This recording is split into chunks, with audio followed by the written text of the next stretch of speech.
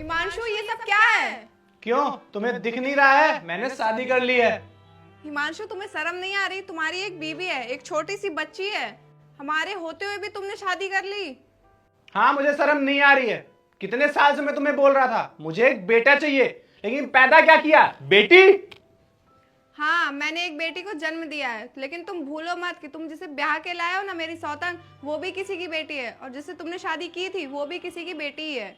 अगर तुम्हें लड़कियों से इतनी प्रॉब्लम है तो किसी लड़के से शादी कर लेते, लड़की से क्यों की? तेरी इतनी हिम्मत, तुम मुझसे जमा लड़ाएगी? तुझे तो मैं। हिमांशु, हिमांशु, ये क्या कर रहे हो? छोड़ो मुझे। ना मुझे तू पसंद है और ना तेरी ये मनहूस बच्ची। तो अपनी बच्ची को मुंह लेकर दफा हो जाए यहाँ से।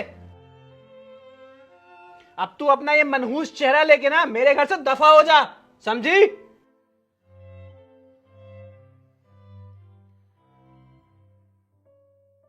रुक, ये ले अपनी मनहूस बच्ची को पालने के लिए।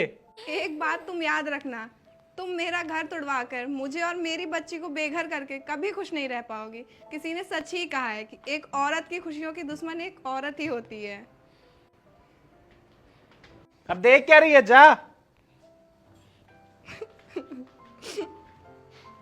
चलो। सुनो,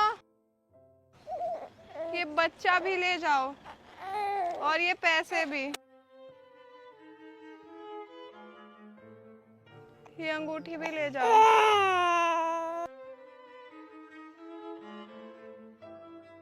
लेकिन बेटा तुम ऐसा क्यों कर रही हो? तुम ठीक तो हो ना? एक काम करो, इस बच्चे के साथ साथ ना ये सोने के कंगन भी ले जाओ। बेटा मैंने तुम्हारा पर्स चुराया है, तुमने अपने पैसे मुझे दे दिए, ये ऊपर से हीरे की अंगूठी भी तुमने मुझे दे दी, और कह रही हो ये बच्चा भी लेता जाऊं और यहाँ तक कि सोने के कंगन भी लेता जाऊं। आखिर तुम एक चोर की मदद क्यों कर रही हो और कह रही हो मेरा सब कुछ लेता जाओ? ऐसा क्यों बेटा? क्योंकि मैं नहीं संभाल सकती। मेरा ये बच्चा अभी कुछ ही महीनों का है, मैं इसकी अच्छी परवरिश नहीं कर पाऊंगी। आप ये सब ले जाइए, मुझे इन सब से कोई मोह नहीं है। बेटा तुम्हारे साथ ऐसा क्या हुआ है जो तुम ऐसा बोल रही हो? मैंने अपने माँ बाप के खिलाफ शादी की थी ना, बस वही भुगत रही हूँ।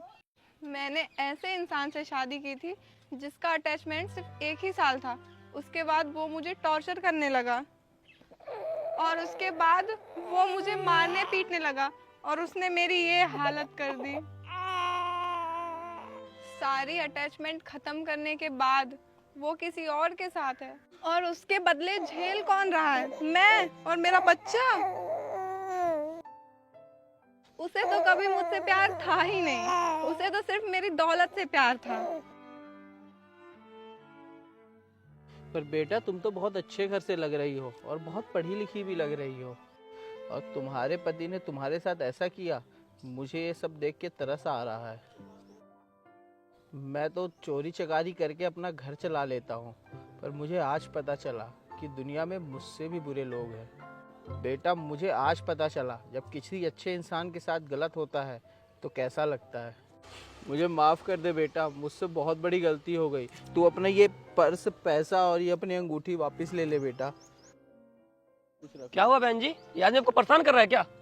नहीं भैया, ऐसी कोई बात नहीं है, ये मेरे अंकल हैं, बस मेरा हाल चाल पूछ रहे थे। देखिए, अगर आपको सच में कोई परेशानी है तो आप मुझसे बता सकती हैं, मैं आपकी मदद कर सकता हूँ। नहीं नहीं भैया, कोई दिक्कत नहीं है। चलो ठीक है फिर।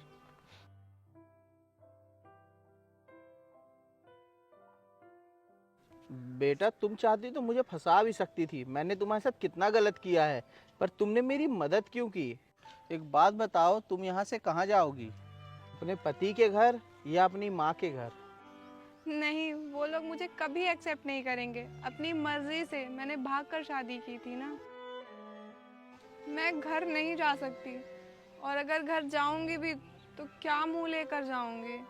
बेटा मैं एक बात बोलूं, अगर तुम चाहो ना तो तुम मेरे साथ चल के मेरे घर में रह सकती हो, अगर तुम्हें कोई दिक्कत ना हो तो। बेटा देखो, मेरा घर तो बहुत बड़ा है नहीं बेटा, मैं तुम्हारा, तुम्हारे बच्चे का, दोनों का ख्याल रखूंगा। और हाँ, मैं ना सुधरना चाहता हूँ, तो क्यों ना ये शुरुआत तुमसे ही की जाए। देखिए अंकल जी, आप ये मेरा बोझ क्यों उठाएंगे? मैं तो खुद ही किस्मत के भरोसे हूँ।